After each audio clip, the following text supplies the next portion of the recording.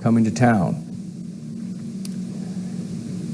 created something that was a horror story for me and Mike Rinder and for Office of Special Affairs Flag. In other words, it didn't really bother me too bad that you all moved in next door to but what the problem was, it drove Miscavige stark, staring mad, and Mike Rinder and I, on a daily basis, had to suffer the brunt of that reaction, and it was constant.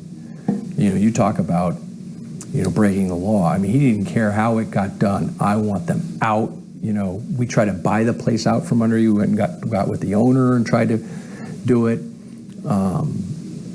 You know, we bought essentially the Clearwater Police Department.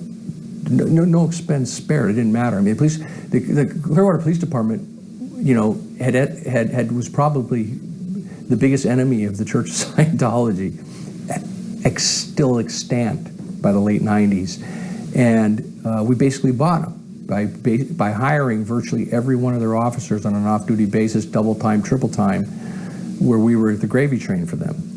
And I think you experienced it yourself, where that had an effect within months.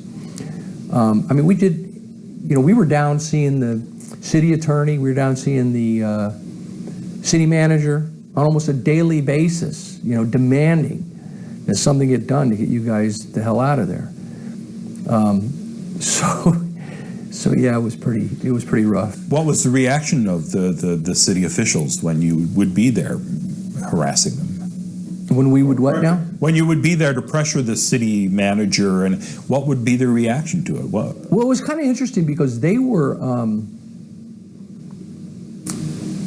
played in a real manipulative way, and Miscavige did it, and it was fairly clever and fairly devious though. But he was constantly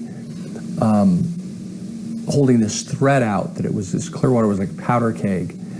And that it could explode at any moment. You might have recalled that we staged that march with 5,000 or 3,000, or it was quite a number of Scientologists on the St. Pete Times. Yeah. Which is another whole interesting story in itself. The one with the Nazi uniforms? No, that was the Guardian's office earlier on. This is the one that said, "Sid Klein, what's your crime?" Who he was the thing. It was on the Clearwater Police Department and the St. Pete Times. It was in '98, I think, or '99. And anyway, so Miscavige used this whole thing with Roberto and the city attorney about how, you know, that's just the beginning. That was just a small group, and this whole town could explode, and this is some crisis about to happen.